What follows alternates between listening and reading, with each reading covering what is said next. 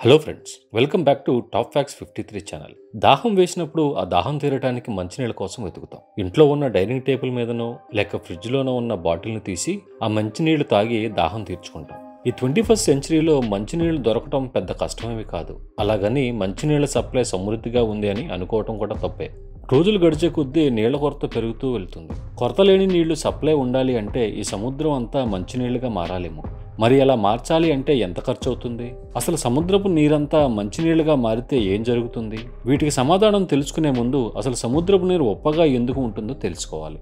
3.8 billion ఇయర్స్కి ముందు భూమి ఉపరితలం చల్లబడి నీటి ఆవిరి ద్రవంగా మారింది. అప్పటికి ఉప్పు కలవలేదు. అవును, ఇది నిజమే. వేల సంవత్సరాల క్రితం సముద్రం ఫ్రెష్ వాటర్ గానే ఉండేది. కానీ ఇప్పుడు ఉప్పగా ఉండటానికి కారణం ఏంటంటే వర్షం పడినప్పుడు గాలిలో ఉన్న కార్బన్ డైఆక్సైడ్ ఆ వర్షపు చుక్కలతో కలిసిపోతుంది.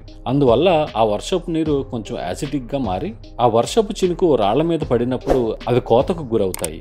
ఇక అక్కడి నుండి చిన్న చిన్న కాలువలుగా తర్వాత నదుల గుండా ప్రవహిస్తూ అక్కడి లూజ్ సాల్ట్ని మినరల్స్ని తనలో కలుపుకుంటూ సముద్రంలో కలిసిపోతాయి. దానికి తోడు హైడ్రోథర్మల్ ఈవెంట్లు లేదా జలాంతర్గామి అగ్నిపర్వతాల నుండి వచ్చే అదనపు లవణం ఈ నీటిలో కలవటం, అందులోనూ ఈ ప్రాసెస్ 3.8 బిలియన్ సంవత్సరాలుగా కన్సిస్టెంట్ గా జరుగుతుంది. అందువల్ల సముద్రంలో అంత ఉప్పు ఏర్పడింది. సముద్రంలో ఉన్న ఉప్పుని మొత్తం నేల మీద పరిస్తే 40 స్టోరీ బిల్డింగ్ అంత ఎత్తు భూమి మొత్తం కప్పేయచ్చు. భూమి మీద ఉన్న నీటిలో 97% నీరు ఉప్పగానే ఉంటుంది. ఇక సముద్రంలోని ఉప్పు మొత్తాన్ని తీసేస్తే ఈ ప్రపంచం ఎలా ఉంటుందో చూద్దాం. రానున్న రోజుల్లో ప్రపంచంలో 1/3 నీళ్లతో కరువుతో ఇబ్బంది పడతారు అని ఒక అంచనా.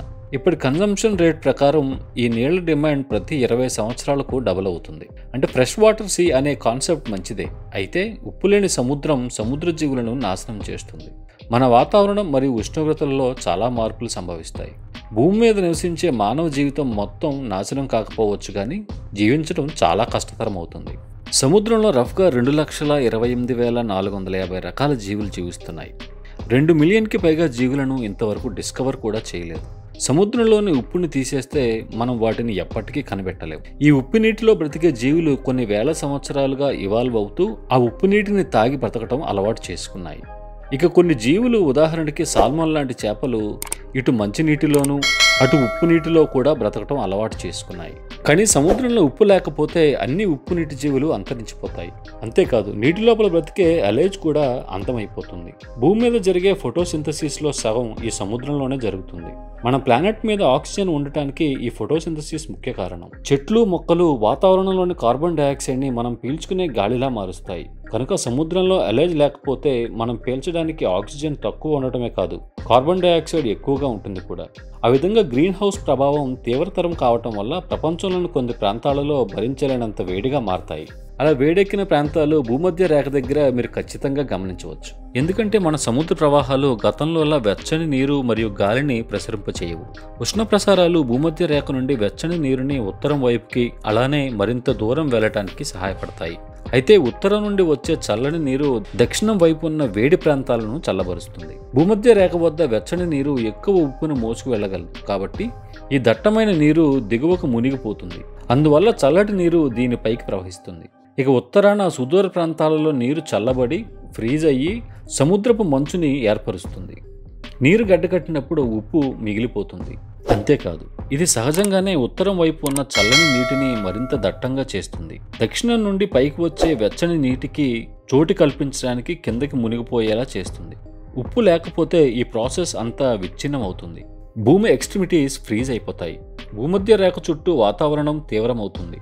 తరచుగా తుఫాన్లు వస్తుంటాయి. ఇప్పుడు ఉన్న వాతావరణంకి అప్పటికి చాలా తేడాలు ఉంటాయి. వాతావరణంలో ఈ మార్పులు చూడటానికి మనం ఎంతకాలం బ్రతుకుతాము?